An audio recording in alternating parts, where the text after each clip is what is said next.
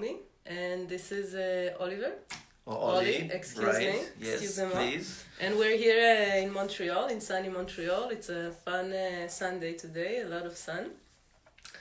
And I know it's weird times, but we're trying to be a bit of a help and to help you pass the time more quickly or nicely.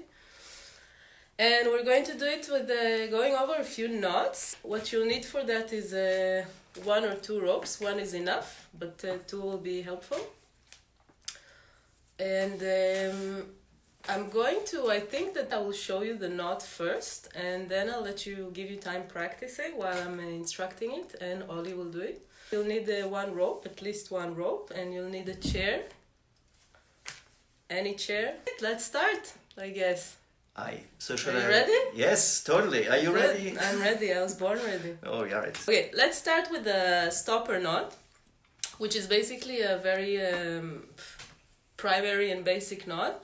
And it looks like this. I'm not showing you how to do it. I'm just showing you what I'm talking about. Can I do it with this? Yeah, Try easier. probably. So, the stopper knot, as the name implies, stops the rope from sliding in a block. Thank you, Oliver. This is why he's assisting. Like the Wheel of Fortune assistant. On a boat, we need this knot basically to stop the boat from sliding through a block or just through anything that it runs through. It's a fairly easy knot. I'll show you how to do it, and I'll show you also a few other variations which are pretty cool. Oh, that's wrong. Yeah. So what you do, the knot is also called an 8 knot. So the reason for that is because it's basically as a 8 shape. So if you just follow the 8, just think about the figure 8 in your mind and just follow it with your heart. I'm just joking, with your mind. You'll come to that. And let's try it. Do the loop. Yeah. Go over it. And then I go under it. And then I go back in the beginning. Ta-da! An 8 knot. That's a really easy and very fast doing 8 knot. If everybody succeeded in that, I hope. Let's try. I want to show you another cool thing that you can do with the 8 knot. And it won't serve as a stopper knot. It will serve kind of as a loop if you want to tie something at the end of the rope.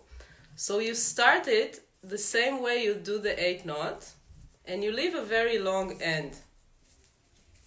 Something like this. So you just made an 8 knot. Yeah. Okay. And this, I'm doing this basically if I need to put a loop around something that already exists. Let's say that I have this hole here. And I want to create a loop around it and to tie it back to the rope.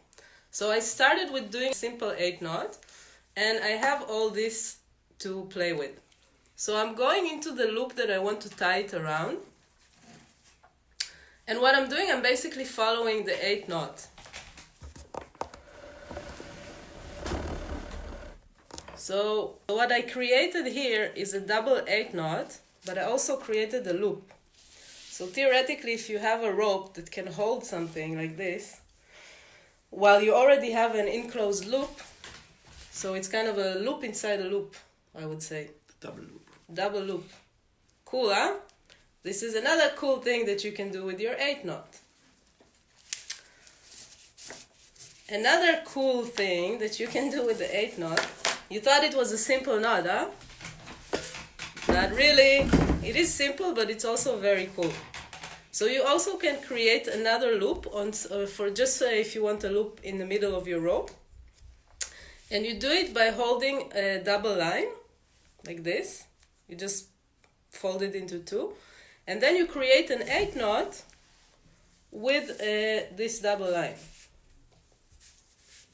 And what will happen eventually, that you'll have a double 8 knot with a loop inside. Ta-da! So it's the same thing basically that we did with the chair, but this time I don't need this loop to be around anything. I just need it to be, I don't know, to hang stuff on it. Something like that. And if it's a middle of a rope, let's say that it's tied on both edges, then you have a cool loop that you can hang stuff on it, like drying underwear. Drying underwear or stuff like that. All right. Beef jerky. Beef jerky. If you have beef on a boat. Okay, another new knot that I want to show you is a very cool knot. It's a stopper knot. I'm not sure that a lot of you know it, but it's a nice one and it's fairly easy. Do you want to hold the camera above that? No. Where's the camera there? In Hebrew, it's called the Aleph knot.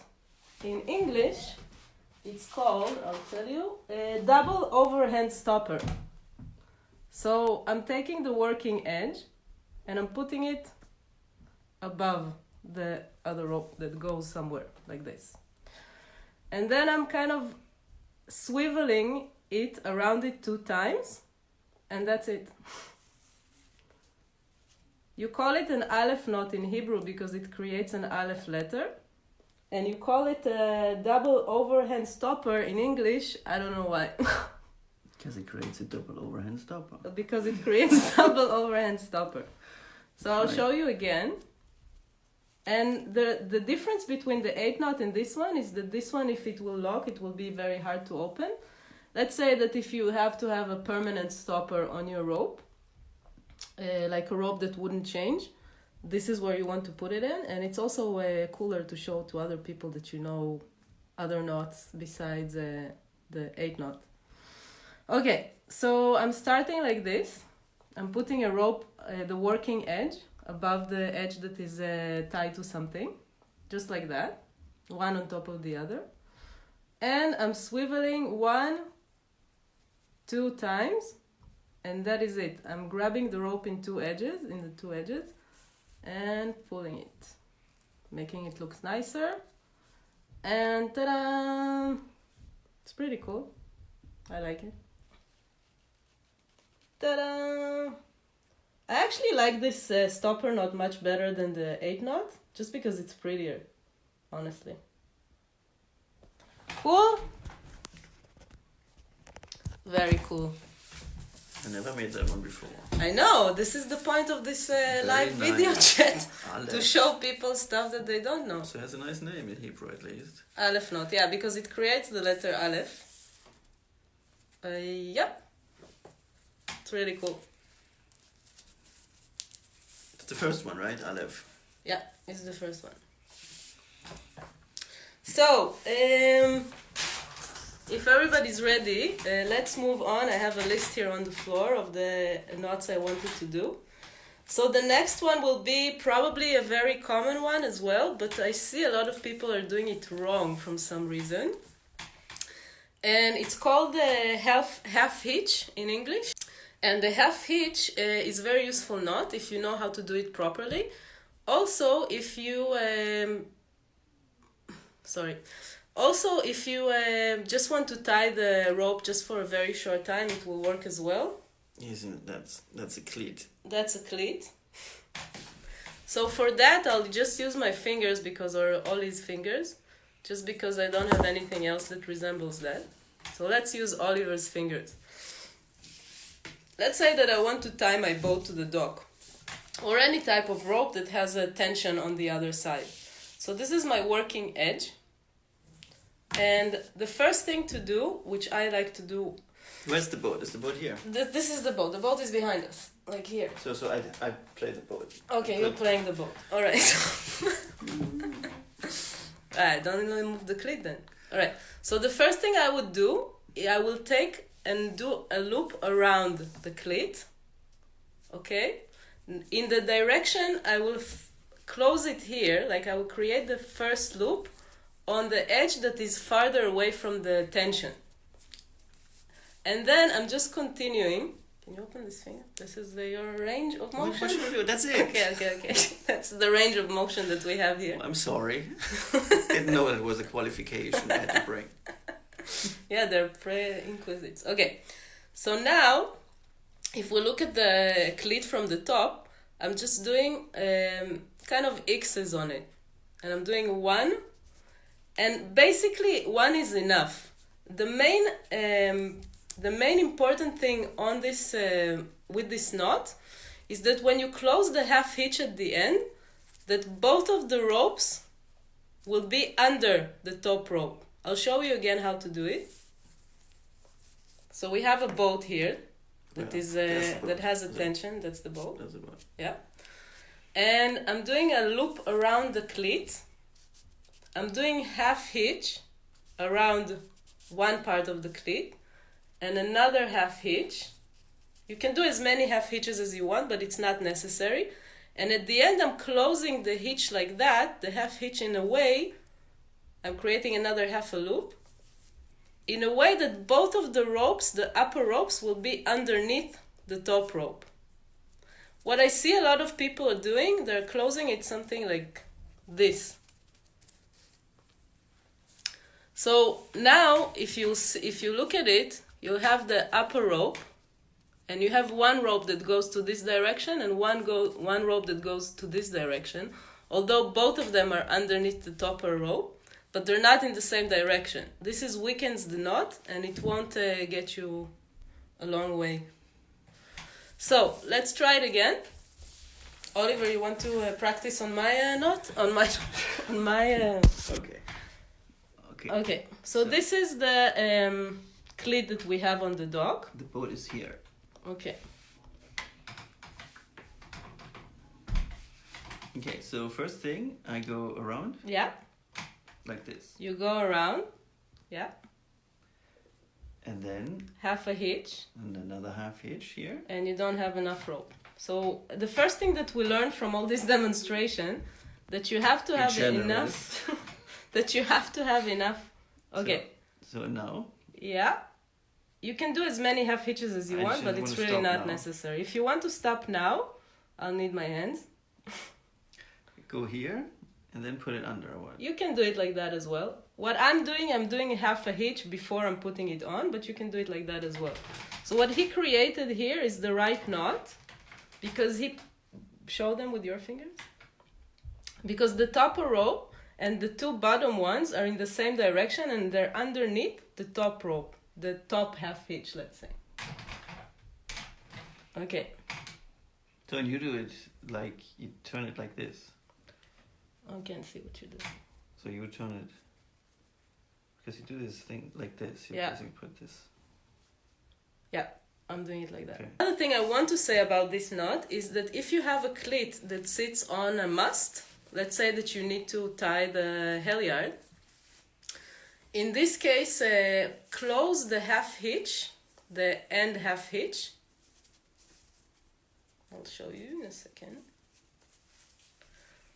On the top part, if this is the mast, and this is where the rope is coming to, and this is where you have the slack on the deck, then the half hitch, the final half hitch, should be on the topper end of the cleat. The reason for that is if you do it on the bottom part and you have this movement from the slack that you have on the deck, it will weaken the knot. Fun times. Next one. The next knot that we are going to talk about is the probably most important one in the world, and it's called the Bowline in English. It's called the Kesher Hatzalah in Hebrew. And it's a very important knot. I'll show you how it looks and what we're trying to achieve. So you want to achieve something that looks like that. And there are many uses for this knot. Basically, it's a knot that I'm using kind of all the time, everywhere on the boat. The reasons for that is because once I created this loop, it's very strong, it won't change its position, and it's also not locking. Another reason why this knot is so important to us is because no matter how much tension we had on it before, and no matter how much weight we had on it before, it's fairly easy to open. And the way to open it is just to pull the upper part of it. I'm going to show you how to do it. To start this knot, there is two very important components to it, and they're super important. So you need to create kind of like half a loop in your hands. This part, can you hold it? This part will be attached to something, and this part is not your working edge. This is your working edge, okay? So you're kind of holding it in both hands. And I'm leaving for a minute the working edge on my leg, and I want to show you the first component of this knot. This half a loop will create your own knot, and it's super important. The first component of this half loop is that the upper rope will be closer to you and not towards whatever it pulls. In other words, not like that, but like that. And another very important thing about this loop is that it will be pointed towards you and not outside, towards Oliver. Okay? So I've created this half loop, which the upper part is closer to me, and it's pointed towards the inside. And now I'm starting to work. So I'm taking the working edge, and I'm putting it inside the loop, above the loop. Movement progresses below the rope that is connected to something. Yeah, this part, below, and above and inside. When I say above, it's above the loop that we created. So you need to pay attention now that the knot is ready. So the closing will be done by holding these two ropes here, these two ends, and this end that is already connected to something, and pull. Ta-da! Now you have a bowline. So another thing that you try to pay attention to when you're creating this knot, like this. This is also a bowline, but this bowline, the running edge, is coming on the outside of the ring. And this is not, it's also a bowline and it will do the same job. However, I don't like it so much because if you have something that is rubbing against, it can open the knot. If you have something here, like a shroud or a stay or something like that, it can open the knot. So pay attention that when you're finishing the knot, that your end of your rope, of your working edge, will be inside the loop here. So even if you still have something that moves in this area, it won't open the knot and it won't influence it. Cool? Very cool. Awesome. Awesome. Yeah, I hope you all succeeded in doing that. Are you showing them the fast way to do that? Ah, yeah. We can. I can show you how to do it with one hand if you're already professionals, which is pretty cool as well. So let's say that you are tied to something, or let's say that you want to, somebody's saving you, that you're in the water and you need to tie the knot very, very fast around you. And you can't do it with both hands because the other hand is like supporting you to the boat, right? Like, I don't know, or not the boat, the life ring or something like that. And you need to do it really, really fast. So, 2 fingers, the running edge. Putting across the rope that is connected to something and doing this movement. This movement. So now you can see I have the loop. The upper rope, as I asked you, is closer to you, and the loop is pointed towards the right side. Once that's done, I can continue the knot, theoretically, and finish it.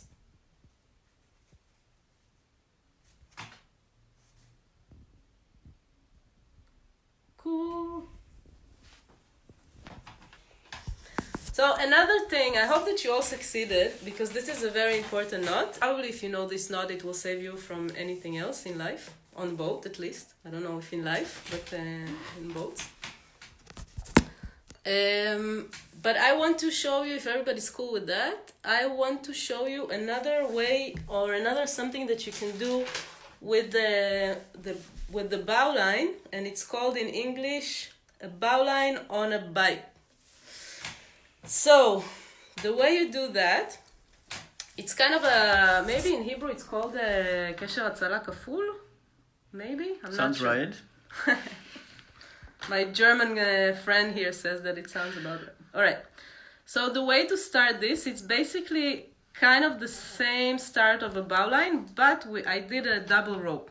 So I folded it in two, and now I have the running edge, which will be this part, and I have the other edge. And the way I'm doing it, I'm leaving the working edge as I started the bowline, and I'm creating the loop again.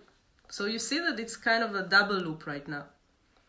And now I'm doing a very cool thing, and this is a very different thing from the bowline. So I'm putting it inside, below and inside, and instead of finishing it like this, like we're used to finish the bowline, I'm taking this loop that I created here, and I'm kind of putting it around the whole knot.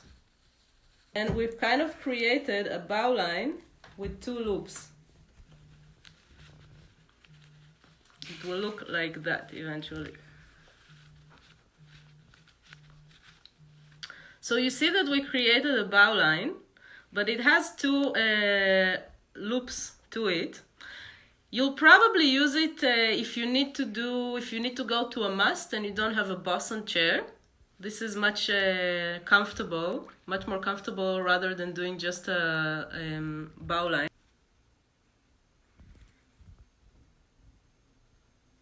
Oliver, you want to try? Aye. Aye. All right. So this is called a bowline on a bight. All right. So Oliver is starting with the double rope, right? Yes. Okay. So I now do the loop. Yeah. So now he's created the loop, and it looks like just a double loop. Okay. Okay. Yeah. Now I go through, he says. Yeah. And instead of finishing the way you used to know, right, so instead of that, you're taking this, yes, and put it around the whole thing. Okay. Yeah, kind of. You messed it up a little bit with tying, but yeah.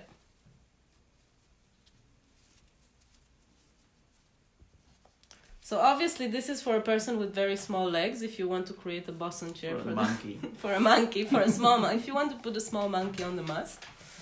It will be as strong and as reliable as a bowline, which is very important when you're trying to put a person up on the mast. And if we're done with that, let's see what else we can do. Round turn and 2 half hitches. Aye. The fender one. The fender one. I'm so happy that you said that and that you didn't call the clove hitch as a fender one. I'm very happy because we're going to get to the clove hitch as well, and I'll explain to you why you shouldn't hang your fenders with the clove hitch, but with the round turn and 2 half hitches. So to do that, you'll have to have a chair, as I promised, and I'll talk a little bit about the knot. So I'm doing it just very fast just to show you how it's supposed to look eventually. Well, it should look like something like that. And you use it for tying a boat to a dock, right? Right. And it's a knot that is known for its locking abilities. It's locking, it won't open. If it locks too hard, by the way, you might have a problem to open it. This knot is used to design in a way that it will work better if you have tension on one side, which is answering your fender problem, right? Because fenders have tension just on one side. Let's try it again while I'm explaining it. His boat is somewhere on the dock and he needs to tie it fairly fast. So he does one turn and another turn. And now he wants to close it, so above and below, yeah, that's the first one. Yeah, and above and below, yeah, exactement. Great. Ta-da! So this is fairly easy knot to do, and it's very fast, and it's very very strong knot. This will leave your boat tied to the dock in a fairly fast manner, and a very reliable knot. The next one that I want to show you is called the clove hitch. And I see a lot of people are doing this knot for fenders. You can, if you are going to kind of secure it at the end. So I need the chair again for that. So the clove hitch is basically a knot that's supposed to have tension on both sides. This is how the knot looks like. If it will have only tension on one side and the other side will be loose, then you can just, the knot can be just very easily open. This is why I don't think it's the preferable knot for fenders. But you can tie this knot in if you want to connect something that has two tensions on both sides. Like if you want to fix the tiller. That is a good example. If, for example, if you are docking and if you're through the anchor or whatever, and you want to fix the tiller or the steering wheel to the middle, you'll probably tie it on it and then to both sides of the boat like that, and then you have equal tension or kind of equal tension on both sides, and the knot will be very, very reliable. So let's see again. I'm holding this half X that was created here, and I'm continuing to turn around. And now this is the critical part. I want to put this running edge between the line that I just continued around and the line that is already connected to whatever I'm tying. So here. Here, not here, but here, like this. There is another way to do this knot. If you want to put the knot already, if you have like a pole or something. Sorry. If you have a pole that is cut here, so it has like a, I don't know how to say that, a free open edge kind of thing. Like you can, yeah, like this, exactly like this. So you want to create two loops. As I said, the first loop will be, let's say, below and above. And the second one will be with the rope will run below and above. And now I want to put them one below the other. And you can see here that the knot is already created. I'll show it again. The loop that has the upper rope above goes below the other loop in this manner, and then you just slide it on and tie it. The other one I want to show you is the reef knot. So the reef knot is used to tie two ropes together, two edges of the same rope or two different ropes. It's called a reef knot because we're using it to reef the sail. To reef the sails, yeah. And we're to save some time and not to be too long with this program here. We're going to do it together, me and Oliver. Are we? I'm going to do it with the same edges of the same rope because it doesn't really matter.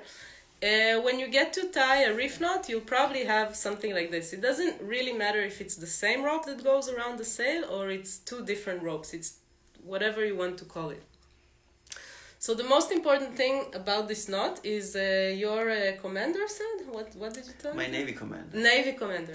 Oliver's Navy commander said that. What did he say? My Navy commander said that you always have to do the same thing because it's actually two knots on top of each other. So if you do it like this, if this goes under, it goes over. You see, it goes over this rope, then it has to go over this rope as well. I'll show you the end knot in the meantime. So let's do it in slow motion. Exactly. So you take one. Yeah. And then you cross it. Yeah. And then you put this What is below. this? One of the edges below. Right. And now it comes actually out on top. Here, you see, it's on top. So, and now this has, because it's on top here, it has to go on top here. Of the other edge. Right. And you do it again, this under, and then you pull. Have this little nice thing. Be careful that you won't just get a grandma knot. That will just mean that you didn't follow Oliver's instructions. A lot of the times when we are closing our sails, when we're putting down the mainsail, this is a knot that we can use as well. If you have like a rope that comes around it, you can do that as well. But this is basically the only use that you will use this knot for. Good job, Oliver. Thank you very much. Thank you very much. Double sheet. Alright, double sheet is one of my favorites because it's a very easy knot, and it's you use it to combine two ropes from different sizes. So for example, if you just ran a line on your boat and you just figure out at the end that it's not too long and that it's not long enough and it's not getting to where you planned it to go. So what do? Dun dun dun. This is very dramatic. So in this way, you're remembering this podcast, and you're like, all right, Karina told me that there's a line for that. There's a knot for that, and it's called a sheet or a double sheet knot. So what do? You take the thicker line, and you create a loop with it. When the shorter edge is on the outside.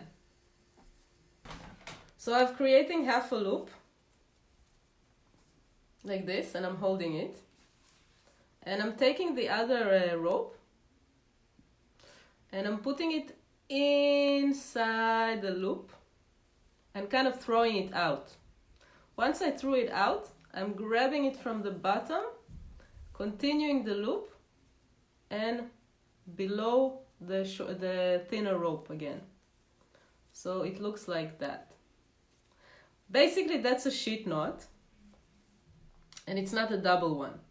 If you want to do the double one, which is obviously stronger, you just need to create another loop around the rope in the same manner and place it below the upper rope like that.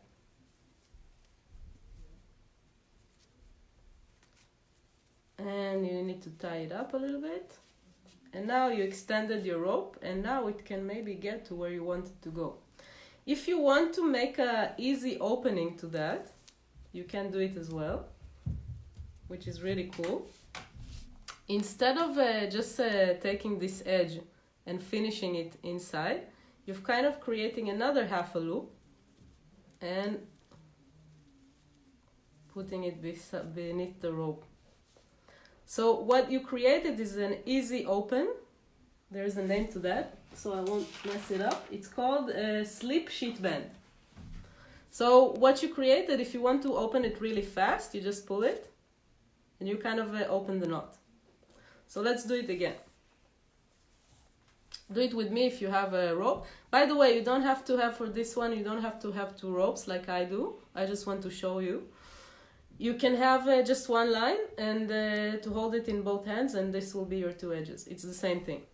Okay, so I'm creating half a loop with the thicker rope when the outer edge is the shorter side. I'm holding it with my fingers like that, not doing here anything, just holding it. Taking the thinner rope, putting it inside, and kind of throwing it away from it because I don't want to see this line ever again. Not ever again, but until 2 seconds from now. I'm grabbing it from the bottom and I'm continuing the turn and I'm putting it below this rope, the other edge. I want to do a double one, so I'm doing the same thing again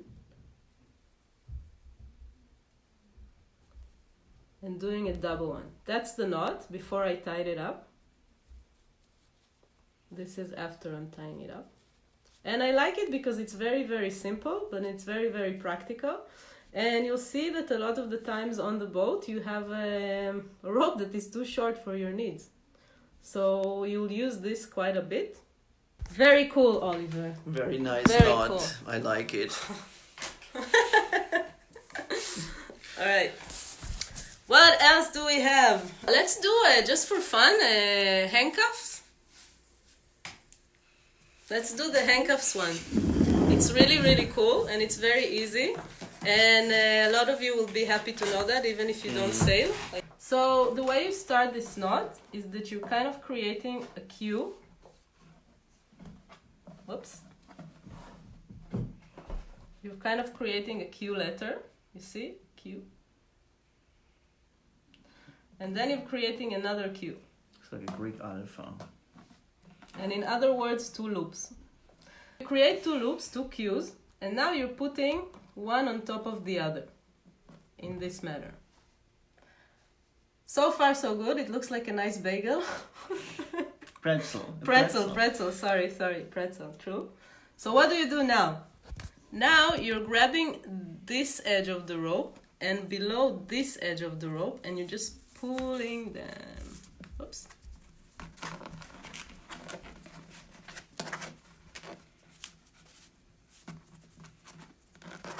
You need to tie it up a little bit, like this. Yeah. Ta-da! Handcuff. We can finish here. We thought you went over the main knots. Alright, thank you very much. I hope that you all have a nice isolation time at home. And see you next time. Bye. Bye.